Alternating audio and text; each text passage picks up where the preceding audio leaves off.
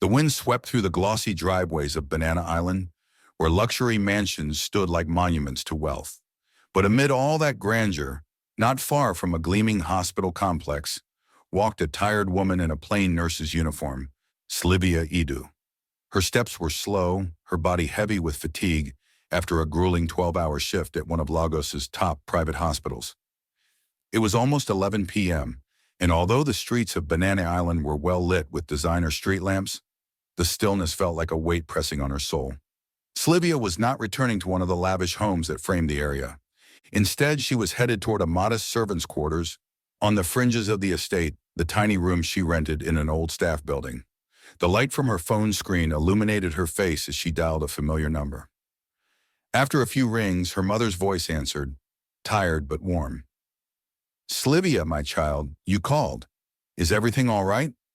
Slyvia smiled faintly despite the weariness in her bones. "Mama, how are you feeling?" "I'm hanging in there," her mother replied with a cough. "My body's a bit sore, but your siblings are asleep. Thank you for the money last week. It helped us pay their school fees." Slyvia's heart tightened. "Please remind them to study hard, Mama. I'm sorry I haven't been able to send more. My paycheck was barely enough." Her mother sighed. "I'm just worried about you. You give everything to us, and I know there's never anything left for yourself. Don't break yourself, my daughter. You're the only one we have. But please don't forget to live." Slyvia blinked away tears. Her voice wavered. "I'm okay, Mama. How's Ethan?" "That one?" Her mother's voice grew firm. "He's still causing trouble. His girlfriend's family wants them married fast. She's pregnant." Slyvia rubbed her temples. "Oh, Lord. I told them we don't have money for a wedding." "Not now," her mother continued. "He's still in school. What was he thinking?" "It's done now," Slyvia said softly. "I'll start saving again. We'll find a way to manage the wedding and her prenatal care." "I worry about you," her mother said again, voice thick with emotion. "You carry too much, Slyvia." Before Slyvia could respond, the headlights of an approaching Danfo bus broke her focus. "Mama, there's a bus coming. I'll call you in a day or two. Take care." "All right, my daughter. May God protect you." The line disconnected, and Slyvia inhaled deeply. Her eyes stung with unshed tears, and she forced herself to remember why she worked so hard. For them. For family. She climbed onto the bus and leaned her head against the glass, silently praying for strength. By the time she reached her apartment complex on the outskirts of Banana Island, her exhaustion had intensified. Her legs ached, and all she wanted was to lie on her mattress and steal a few hours of sleep. But as she approached her door, she stopped cold. Thick chains were wrapped around the doorknob, locked with a heavy padlock. Oh, confused and panicked, Slyvia rushed to knock on the main house's door, where her landlady, Madame Paula, stayed. She banged 3 times. Nothing. Again, harder this time. Finally, the door creaked open, and Madame Paula appeared, still holding a fork with a piece of sausage on it. Her reading glasses slid halfway down her nose. "What is it? You're disturbing my dinner." Slyvia pointed helplessly. "Why is my door chained?" Madame Paula leaned against the doorway with a huff. "Because you haven't paid rent in 3 months. You promised and promised. Did you think I'd keep letting it slide?" "I'm so sorry, Madame Paula," Slyvia pleaded. "I had to send the money to my family school fees, my mother's medicine. Just give me 1 more week. I'll pay everything." But the landlady wasn't moved. "I'm not a charity organization. This is Banana Island, not a hostel. Your belongings are outside. If they're still there tomorrow, I'll have them thrown away or set on fire." And with that, she slammed the door in Slyvia's face. Slyvia's legs trembled as she turned. She found her belongings by the hallway, a worn suitcase, a plastic bag of folded uniforms, her small pillow, a thin mattress, and a grocery sack of personal items, all dumped unceremoniously on the floor. She didn't cry, not yet. She couldn't. Instead, she dragged everything to a corner under a dim streetlight and tried to make sense of what to do next. She had no place to sleep. Her family was in Enugu, and even if she wanted to return, she didn't have transport fare. Her thoughts turned to Rebecca, her best friend and fellow nurse. Without hesitation, she picked up her phone and dialed. The line rang and rang before a sleepy voice answered. "Hello, Slyvia, are you okay?" "Rebecca, I'm sorry for waking you. I got evicted." Slyvia's voice cracked. "I'm sitting outside on the sidewalk with my things. I have nowhere to go. Can I stay with you?" There was a beat of silence. Then Rebecca's voice grew alert. "Don't go anywhere. My dad and I will come pick you up now. You're not alone." Relief burst through Slyvia's chest. "Thank you. I'm so embarrassed." "Stop it," Rebecca interrupted gently. "I'll be there soon." 30 minutes later, the sputtering engine of a pickup truck pulled up. Slyvia stood and saw Rebecca climbing out beside her father. The moment they embraced, Slyvia broke all the pain and shame she'd buried began to pour out. Rebecca didn't let go. "You're not a burden. You're my sister." They loaded Slyvia's things and drove to Rebecca's home, a modest bungalow tucked behind an old church in Ikoyi. Inside, 3 children were fast asleep on a mat in the parlor, Rebecca's siblings. "You'll sleep in my room," Rebecca said, guiding her down the hallway. There, under the hum of a ceiling fan and the scent of Dettol in the air, Slyvia finally allowed herself to breathe. When Rebecca offered food, she declined, too weary to chew. Rebecca nodded and sat beside her on the bed. "And that's when the dam broke. I'm tired, Rebecca. I don't know how much more I can take. It's like life just keeps beating me down," Slyvia whispered, trembling. Rebecca didn't say anything at first. She just placed her hand over Slyvia's. "You're not alone," she finally whispered. "You've got me and I'm not going anywhere." And in that tiny room, under a thin blanket and shared burdens, Slyvia slept for the first time in peace, knowing that even in a city as polished and unforgiving as Lagos, true friendship was still her safe place. The next morning arrived with an ironic brightness. The sun poured into Rebecca's tiny room like liquid gold, but Slyvia Idu didn't feel its warmth. She sat quietly on the floor, folding the few clothes she had managed to salvage from the previous night's eviction. Beside her, Rebecca was brushing her hair in front of the tiny mirror nailed to the wall. "You should eat something," Rebecca said softly, glancing at her. "Mom left some yam and egg sauce in the kitchen." Slyvia managed a faint smile. "I will. Just trying to get myself together." Rebecca paused. "You don't need to be strong all the time, Slyvia. Even rocks wear down when it rains too hard." Slyvia chuckled dryly. "That's poetic, Beck." "I mean it," Rebecca said. "If I ever catch you hiding another breakdown again, I'll drag you out to the backyard and make you cry properly." That earned a proper laugh from Slyvia, short, but real. By 6:30 a.m., they were both dressed in crisp white uniforms and heading to Banana Island Private Hospital. The ride in Rebecca's father's truck was quiet, but not heavy. Rebecca tapped her fingers against the dashboard, humming softly to a gospel tune playing on the radio. Slyvia stared out the window, watching the affluent Lagosians jogging along palm-lined sidewalks in morning mist, hugging the luxury homes. Once they reached the hospital gates, the familiar scent of disinfectant and sterile white floors greeted them. Slyvia paused in the locker room, tying her hair into a neat bun.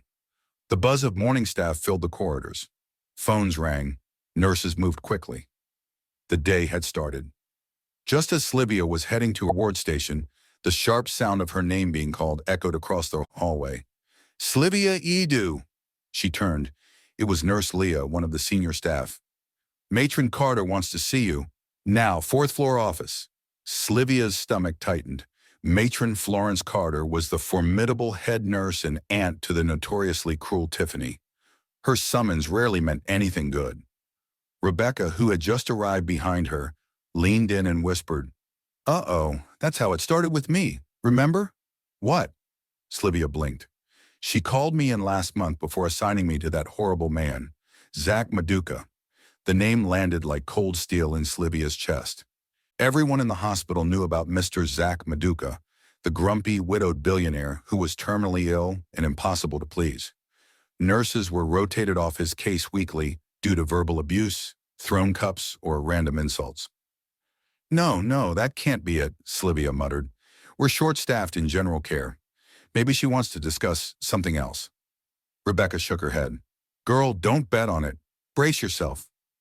Slyvia walked to the elevator in silence, hands trembling around the file folder she had picked up. As the doors opened on the fourth floor, the air felt colder, less welcoming. She knocked gently on the polished glass door of the matron's office. Come in. Matron Carter was seated, sharp-eyed and unreadable behind her tortoiseshell glasses. She didn't waste time. Slyvia, I'm reassigning you starting today. You'll be the private nurse to Mr. Zack Maduka, effective immediately. Slyvia's mouth parted. Ma, respectfully, I'm not sure I'm prepared. I've seen. The matron didn't blink. This isn't a request. Mr. Maduka personally asked for you. Me? Slyvia's heart thumped. But I've never interacted with him. How would he even? You assisted him last week when he nearly fell in his room. He asked your name, and he remembered. He was clear. You or no one, Matron Carter said flatly. Slyvia stood frozen, trying to process. What if I'm not able to handle him? The matron raised a brow. Then you'll be joining the long list of nurses who couldn't. Now take his file. Slyvia left the office in a daze, gripping the patient chart like a lifeline. Her fingers trembled as she flipped through it. Pancreatic cancer, stage 4, severe abdominal pain, fatigue, weight loss, refused further treatment, admitted for palliative care only. The file read like a slow death sentence. Her steps toward room 402 felt heavier with every second. When she finally reached the door, she hesitated. She knocked twice. Come in, unless you plan on standing out there all day, came the voice from inside. Steeling herself, Slyvia entered. Mr. Zack Maduka was reclined on a hospital bed, his lean frame looking frail under designer loungewear. His skin was pale, but his eyes, oh, they were fierce. Despite his sickness, those eyes still commanded power. He glanced at her. You're the nurse who helped me to the bathroom last week, he said. Yes, sir. Nurse Slyvia Idu, she said, forcing a polite smile. You're late, he grumbled. I was called in just now, she replied calmly, already taking his blood pressure. He watched her. You don't tremble like the others. I believe everyone deserves care, sir. That's why I'm here. He didn't answer. That day, Slyvia did everything with meticulous focus, adjusting his IV, checking his oxygen saturation, administering his meds. She maintained a gentle professionalism, even when he snapped about his water being too warm. But strangely, he never cursed, never threw a thing. By the time her shift ended, she packed her things slowly, confused by how different Mr. Maduka had been with her. Downstairs in the locker room, Rebecca was already waiting. So? She asked wide-eyed. Slyvia sat beside her. He didn't scream. He didn't insult me. Just grumbled. But it wasn't like the stories. Rebecca leaned back. Maybe he's going soft. Or maybe, Slyvia looked down. He's just in pain, and he doesn't know how to show it. Rebecca frowned. Slyvia, don't get too close. I won't, Slyvia said quietly. But something deep in her gut said it was already too late for that. The next morning began like any other. But something about Slyvia's pace was different, more alert, more intentional. Dressed in her pristine white uniform, she adjusted her scarf and badge before entering the hospital's sparkling lobby. The cool scent of antiseptics greeted her as she made her way toward the private wing on the third floor, Mr. Zack Maduka's domain. Slyvia had spent the night thinking about him. He wasn't what she'd expected, not the wild dog of a man the hospital gossip had painted. Yes, he was curt, gruff, and moody, but there had been something beneath the surface, something she couldn't explain. He hadn't yelled. He hadn't thrown anything. He had only stared out the window, his eyes so distant they looked like they belonged to a man already halfway out of the world. She entered his suite quietly, her rubber soles making no sound on the polished marble floor. The room was soaked in natural light, with expensive furnishings and custom drapes, a far cry from the shared patient wards. Mr. Zack lay awake, propped slightly by a mechanical bed. You're early, he muttered. I figured you might be awake, she replied gently, placing a small bouquet of orange tulips on the nightstand. He blinked. What's this? They were outside the florist's stand. Reminded me of peace. I thought the room could use a bit of color. Mr. Zack stared at the blooms, silent. For a long time he said nothing. Then without turning he muttered, My daughter loved tulips.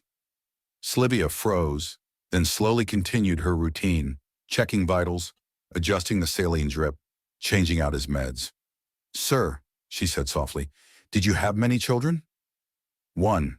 Her name was Amaka. Slyvia paused, that name full of innocence. What happened to her? She died, he said abruptly, his voice like crushed glass. She didn't press. She sensed she'd stumbled on something sacred. Later that day, after her shift ended, Slyvia met Rebecca in the nurse's lounge. Rebecca was sipping malt and scrolling through hospital memes on her phone. How's your billionaire today? She teased with a grin. Slyvia smiled faintly. He's not what I expected.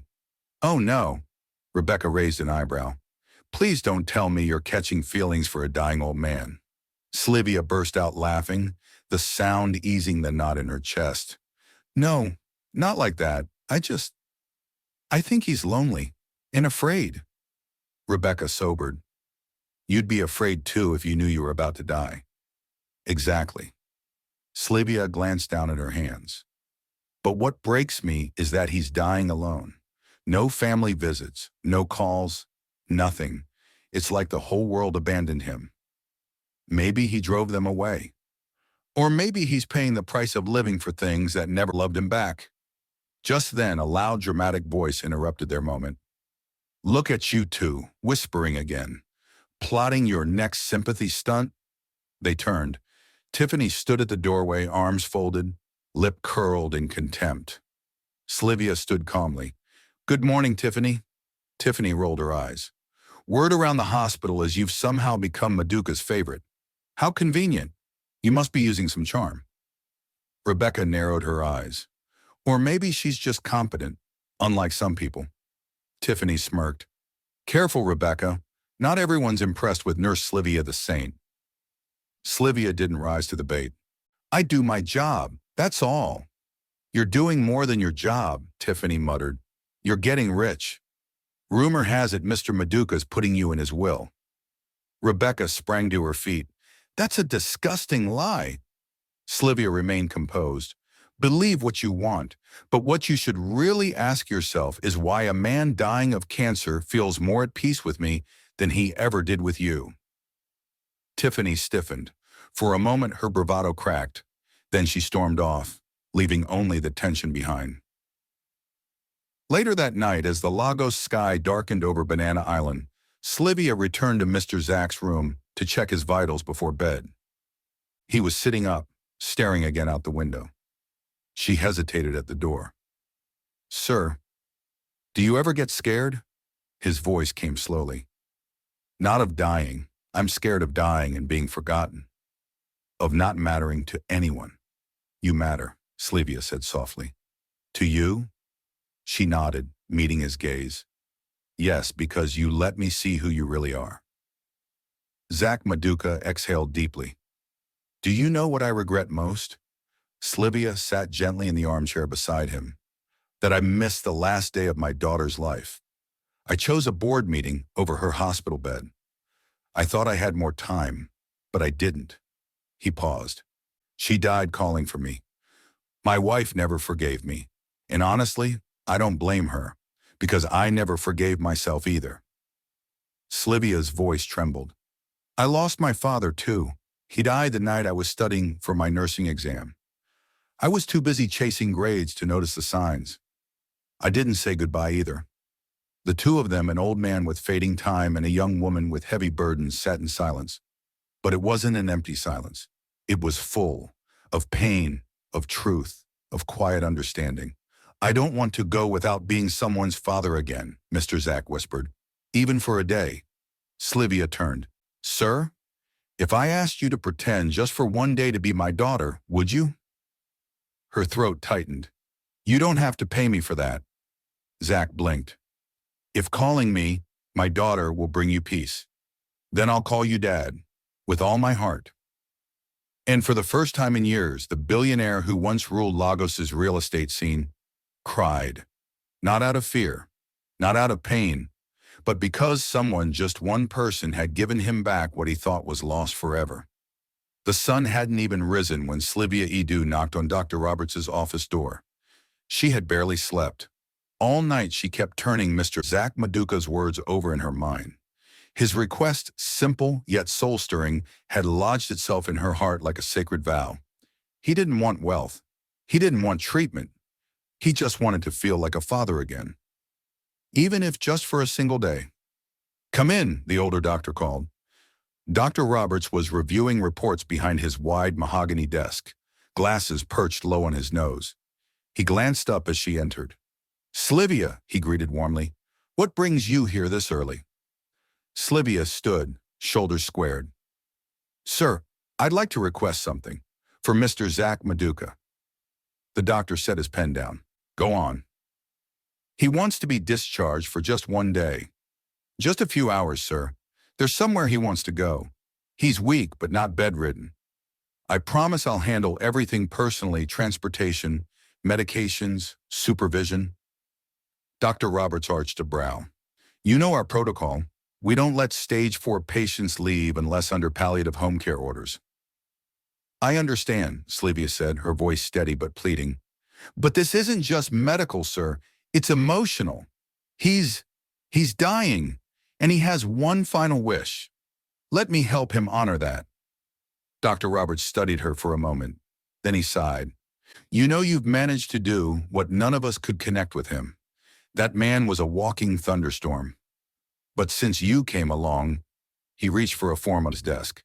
"I'll sign it. You've earned the trust. But be careful, and bring him back before nightfall." Slyvia beamed. "Thank you, sir. I won't let you down." That afternoon, a black SUV with tinted windows waited outside the hospital's private entrance.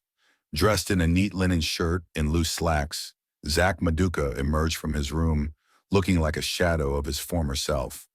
Older, slower, but still elegant. Slyvia supported him gently down the corridor. "Your ride awaits, Dad," she said softly. He chuckled. "You say that so naturally, like I really am." "You are. To me, today, and always." They drove through the heart of Lagos. For the first time in weeks, the billionaire wasn't behind a hospital window. He was breathing open air, watching the world move beyond sterile walls. Their first stop was a waterfront park nestled beside the lagoon one he used to visit years ago with his wife and daughter.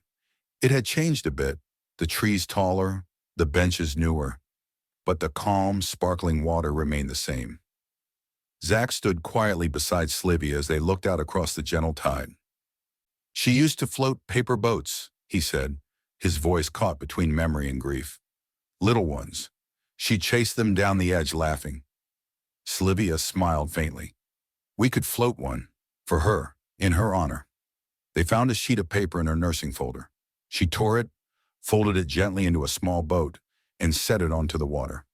Together they watched it drift. "No matter how far she sailed," Zack murmured, "she always turned back and waved at me." Slyvia slipped her arm through his. "She's waving now. I know it." After a long walk and a light lunch at a quiet food kiosk, they visited a familiar destination, Creamy Delights, an old-fashioned ice cream shop tucked inside a luxury plaza. The manager recognized Zack instantly. "Mr. Maduka," he said, stunned, "you haven't been here in years." Zack smiled. "Still the best vanilla in Lagos?" "Always," the man beamed. They sat by the large glass windows, sunlight dancing on the marble floors. Zack's cone dripped a little on the side as he laughed mid-bite. "You know," he said, licking the edge, "I haven't laughed over ice cream in decades." "That's a crime," Slyvia teased. "We should report you." He chuckled again, this time softer. When they finished, Zack insisted on stopping by a high-end bookstore inside the mall. "My daughter used to love stories. I used to read to her when she couldn't sleep," he said. "Did she have a favorite?" "Anything with stars and magic." They browsed the quiet aisles together. Slyvia picked a children's book titled A Night Full of Stars. "This one?" Zack asked. "It's beautiful." He bought it without hesitation. On the inside cover, he wrote in elegant script, "For Slyvia Idu, the daughter who gave me one last sunset." Slyvia held the book to her chest, blinking rapidly. Their final stop was a designer boutique. Zack practically dragged her inside, insisting she choose a dress, a handbag, and a pair of shoes. "Dad," she protested. "No arguments. It's been years since I went shopping with a daughter. Humor me." She finally picked a floral silk dress with pale blue accents. He added a cream leather handbag and modest heels. "I look like someone about to attend a wedding," she joked. Zack smiled. "You look like hope." As the sun began to set over Lagos, they drove back in silence. Zack rested his head against the seat, his breathing slower now, more labored. Slyvia kept glancing at him, her heart tightening. When they reached the hospital, she helped him out of the SUV. He leaned heavily on her, but didn't complain. Once inside his room, she helped him into bed and straightened his covers. "Dad," she said softly, "did you enjoy today?" He looked at her, eyes glassy but bright. "It was perfect, more than I ever dreamed." "Thank you, my child." She kissed his forehead, her heart aching. "I'll be here when you wake up," she whispered. But deep down, she knew. He might not. The next morning dawned too quiet. Banana Island was still wrapped in its early luxury slumber mist, hanging over manicured lawns, birds chirping faintly between palm trees, and chauffeurs warming up engines in gated driveways. But inside the private wing of the hospital, a different silence loomed. It wasn't peace. It was the kind of silence that swallowed sound and said too much without saying anything at all. Slyvia Idu walked into the hospital glowing. Her cheeks were brighter, her steps were lighter. She and Rebecca had just walked past the security post laughing over a joke from the night before. "You should have seen his face when I said the hospital food was better than Creamy Delights," Slyvia giggled. "He gave me that look like, 'Child, you don't know anything.'" Rebecca grinned, her braids bouncing as they walked. "Girl, you're glowing, like radiating peace. It's like spending the day with him fixed something inside you." "I felt like I was loved again," Slyvia whispered, her voice growing soft. "Like I had a father again, even if just for a few hours." Rebecca touched her arm. "That's powerful, Syl. He was lucky to have you." As they turned the hallway into the private wing, Matron Carter stepped into their path. Her expression wasn't angry. It was heavy. "Slyvia," she said, her voice low. Slyvia's smile faded slightly. "Good morning, Ma. Is everything all right?" Matron Carter glanced around, then stepped closer. "We need to talk. Privately." The world seemed to slow. Slyvia's stomach turned into knots. "Ma, please," she whispered. "Don't say what I think you're going to say." Matron Carter looked down, her voice catching. "He passed in his sleep, peacefully, just after midnight." Rebecca gasped. Slyvia stood frozen. "No," she whispered. "That's not true. He was smiling last night. He said he was happy. We laughed. We bought books." Matron Carter's eyes shimmered. "His nurse found him early this morning, resting, just like he had drifted off." The walls of the hospital tilted. The weight of her limbs nearly buckled her knees. Slyvia turned and ran down the hallway, past the nurse's station, past silent stairs until she reached room 402. It was empty. The bed was neatly made. His IV stand had been removed. The tulips on the windowsill drooped. The scent of him was already fading. Oh, she collapsed onto the bed, hugging the pillows to her chest. Her sobs shook through her like thunder. Gone. The man who had told her he felt like a father again. The one who called her my child. The one who smiled like a man given a second chance. Rebecca quietly entered a few minutes later. She didn't say anything. She simply sat beside her, wrapping her arms around Slyvia's trembling body. "I didn't get to say goodbye," Slyvia choked. "You did," Rebecca whispered. "Yesterday was your goodbye." Later that evening, Slyvia stood by a white casket adorned with lilies and soft white roses. The wake was held at Zack Maduka's private residence, a sprawling mansion tucked at the heart of Banana Island. There weren't many people there. A handful of staff, one or two former business partners, a driver who gave Slyvia a small nod. She stepped forward slowly.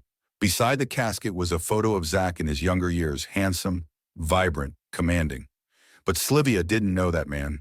She had known the broken one, the one who found peace in his final days.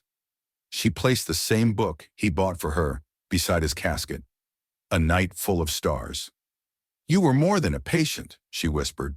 "You were a light I never expected to find." "Thank you, Dad." Her voice cracked.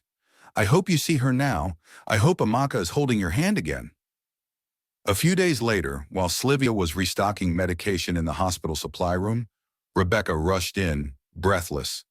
"Slyvia," she said, her voice urgent. "You need to hear this." Slyvia looked up, puzzled. "What's wrong?" "I know who's been spreading that disgusting rumor about you and Mr. Maduka," Rebecca said. Slyvia's eyes narrowed. "What rumor?" "That you seduced him, that the reason he was so kind to you was because you offered yourself to him." Slyvia paled. "What?" Rebecca nodded grimly. "And the worst part? It's coming from Tiffany. She's telling anyone who'll listen." Just then, as if summoned by rage, Tiffany walked into the room. "Well, look who's here," she sneered. "Lagos's favorite nurse in her halo." Slyvia stood tall. "Tiffany, we need to talk. Right now." "Oh?" Tiffany raised a brow. "What for? Want to confess how you used your body to—" "That's enough," Rebecca snapped. "I recorded you saying all of that in the break room yesterday. I have the audio. Everything you said." Tiffany's smirk vanished. Just then, Matron Carter entered. Her eyes landed on Tiffany, then slowly turned to Rebecca. "Is that true?" "Yes, Ma," Rebecca said. "I have the recording. Tiffany lied about Slyvia." Matron Carter looked visibly wounded. "Tiffany, my own niece." Tiffany swallowed. "Aunt, you'll face disciplinary action. This hospital is for healing, not for venom. You've embarrassed yourself and me." Tiffany tried to protest, but the matron silenced her with a single look. Slyvia didn't speak. She felt no triumph, only sadness. Tiffany had tried to drag Zack Maduka's name through the mud even after death. But the truth, Slyvia knew, didn't need to shout. It simply stood, steady, silent, unshakable. Just like the love she'd received and given for one unforgettable day. It was a slow, quiet morning in Ikoyi. Slyvia Idu stood barefoot on the tiled floor of Rebecca's modest home, sweeping the living room while gospel music played faintly on the old radio. Rebecca's mother and younger siblings had gone to the market, leaving the place unusually still. Slyvia appreciated the silence. After the emotional storm of the last few days, Zack Maduka's death, Tiffany's disgrace, the exhausting rumors, this silence felt like a balm. But her heart still hurt. She had returned to work the very next day, hiding her pain behind a composed smile. She moved through her shift like a machine, keeping busy, focused, professional. But every hallway she walked through reminded her of him. Every time she passed room 402, now reassigned to a new patient, her throat tightened. Mr. Zack Maduka, her dad for a day, was gone, and nothing felt quite the same. She had just finished sweeping when a firm knock echoed from the front door. "Rebecca probably forgot her key," Slyvia muttered. She opened it. But standing there wasn't Rebecca. It was a tall man in his early 40s, dressed immaculately in a white shirt tucked into black slacks. He held a black folder under one arm and wore a solemn, polished expression. "Good morning. Are you Miss Slyvia Idu?" he asked. "Yes," she replied, unsure. "I'm attorney Robert Sandoval," he said, offering a business card. "May I come in? I need to speak with you regarding the estate of the late Mr. Zack Maduka." Slyvia's heart skipped a beat. She stepped aside wordlessly, letting him in. He sat gently on the wooden sofa, unzipping his folder. "I understand this is unexpected." Slyvia sat opposite him, palms pressed together nervously. I don't understand. Why are you here? Mr. Maduka's will was reviewed this week. He named you as a beneficiary, the lawyer explained. A significant one. Slyvia blinked. What? He left you several assets, Mr. Sandoval continued, adjusting his glasses. A vacation home in EPE, a plot of farmland in Ogun State, and a sizable bank account intended for your personal use. Her mouth went dry. No, that can't be right. He slid a document toward her, the last page of the official will. Written in Zack Maduka's shaky, unmistakable handwriting was a message. To Slyvia Idu, my daughter in spirit who gave me something I thought I'd never feel again. Love without a price. May she be blessed as she blessed me in my final days. I didn't do it for this, she whispered, tears filling her eyes. I didn't care for him expecting anything. I believe that, Mr. Sandoval said gently, and so did he. That's why he left this for you. Slyvia placed a hand over her heart. I don't know if I can accept it. I understand, it's a lot, but he made the decision long before he passed. He discussed it in detail. This isn't charity, it's legacy. She swallowed hard, staring down at the paper. Her hands shook as she folded it slowly, placing it back on the table.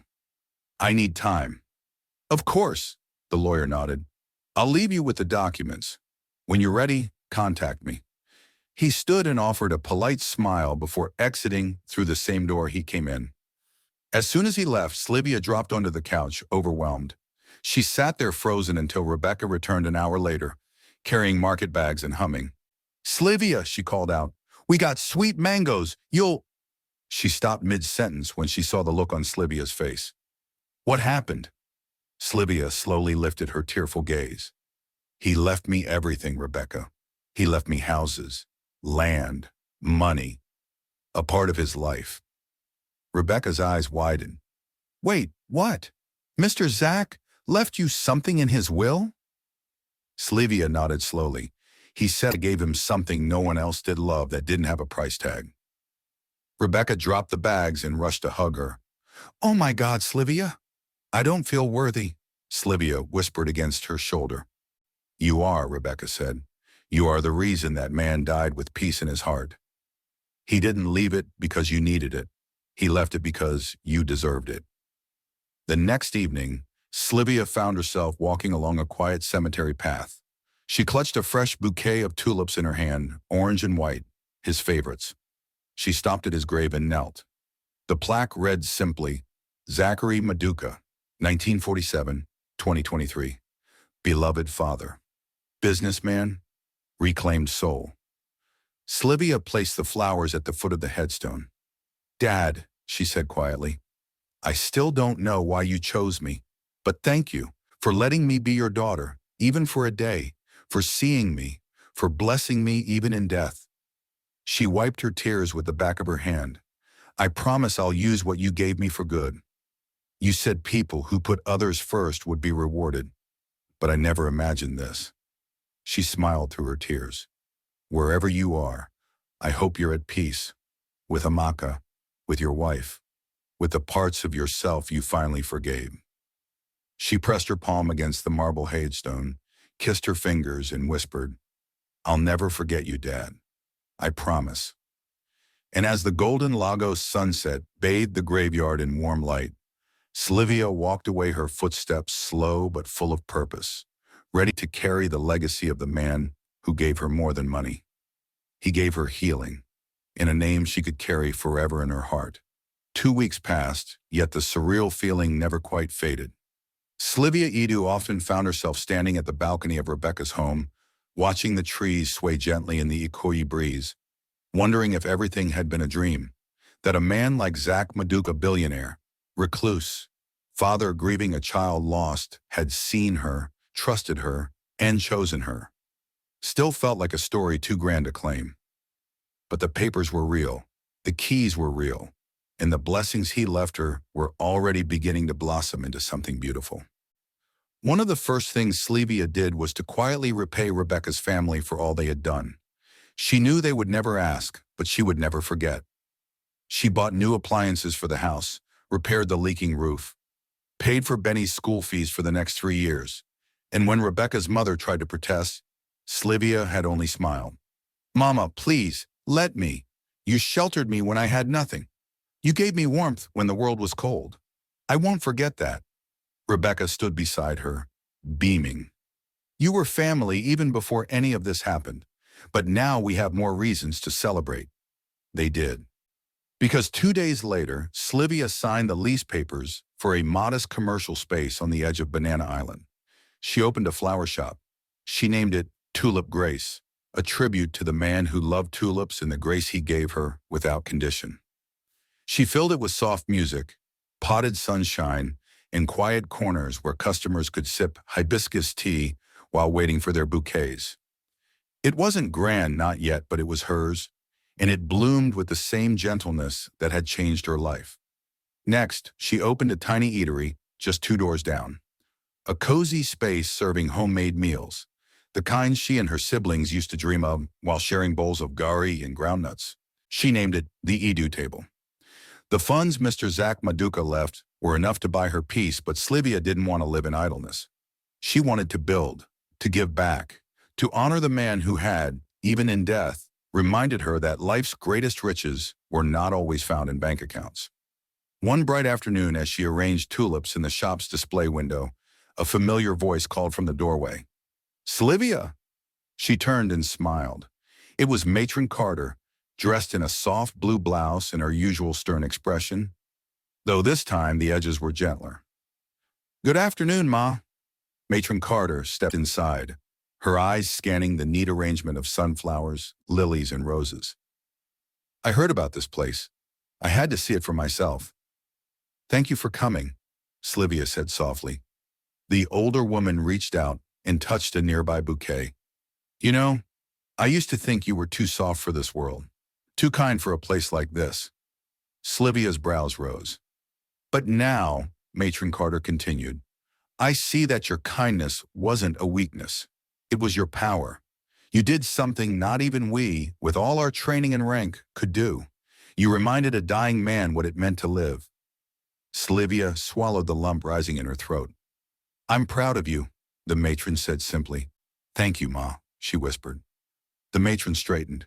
"And when you're ready, if ever you want to return to nursing, your place at the hospital will always be open."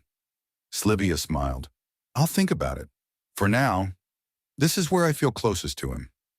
That evening, back at home, Slyvia sat on the floor with Rebecca, flipping through an old notebook of dreams they had written during one particularly hard shift almost a year ago. "Start our own business check," Rebecca read, laughing. "Eat actual lunch instead of crackers during night duty check," Slyvia added with a grin. "Have one peaceful week with no drama from Tiffany, double check." They both burst into laughter. Rebecca nudged her. "So, what next?" Slyvia looked up at the stars through the window. "Next, I live, I love, I build, and I never forget who helped me get here." Rebecca nodded. "And you do it without guilt, because you earned every bit of it, Syl. Not with your hands, but with your heart." That night, Slyvia sat at her new desk inside her small upstairs bedroom, writing a letter she would never send. "Dear Dad, it still feels strange calling you that, but you made me believe it. You made me feel it. Today, the flower shop had its first customer. She asked for tulips. I told her they meant peace and second chances. She smiled and said, 'Then I'll take 2. You gave me more than land and money. You gave me belief that good things still happen, that love still finds us in the most unexpected ways. I miss you, but I carry you with me, in every bloom, in every breath. Your daughter always, Slyvia." She closed the notebook gently and placed it beside her bed. And as the cool breeze from Banana Island drifted through her window, carrying the scent of night jasmine, Slyvia Idu smiled. A new chapter had begun, and this time she was writing it with grace. 1 year later, the air in Banana Island felt lighter. The mansion that once whispered of silence and sorrow now rang with a different kind of energy, one born of laughter, color, and soft jazz melodies spilling from open windows. The estate, previously owned by the late Mr. Zack Maduka, had been transformed. Not into something flashy or commercial, but into something tender, purposeful. Slyvia Idu named it House of Amaka, a peaceful haven in honor of the daughter Zack lost too soon. Today it served as a part-time wellness retreat and reading center for children from low-income communities. Once a month, a small fleet of vans brought curious, bright-eyed boys and girls through Banana Island's guarded gates, a rare opportunity to dream beyond survival. In one room, shelves overflowed with children's books. In another, art supplies spilled across white tables. There was a garden where tulips now bloomed every season. Against Lagos's heat and odds, Slyvia had made sure of it. And in the main salon, just beneath a gold-framed photo of Zack Maduka and Amaka, was a plaque that read, "To the man who showed me that love, even when brief, can heal a lifetime." S.I. On this particular Saturday, Slyvia sat on the veranda in a cream-lace caftan, a cup of mint tea in her hands. Rebecca sat beside her, sipping Zobo and watching the kids play football on the trimmed lawn. "I still can't believe this is your life," Rebecca said with a grin. "You went from sleeping on my floor to owning half of Banana Island." Slyvia chuckled softly. "I still feel like that girl sometimes. Scared, searching." Rebecca nudged her gently. "But now you're also found and planted in peace." Just then, a small boy ran up to them, one of the scholarship kids from Agege. "Auntie Slyvia, I finished the book. Can I borrow another one?" She smiled warmly and stood. "Of course. Let's find you something magical." As she walked toward the library with the boy, Rebecca watched her proud, emotional. Moments later, Madame Carter arrived. She had come for her usual monthly wellness visit, a quiet agreement between her and Slyvia that the hospital may have lost its most compassionate nurse, but the world hadn't. "You turned pain into beauty," she said as Slyvia returned, handing the boy a new book. "Not many people know how to do that." "I learned from the best," Slyvia replied.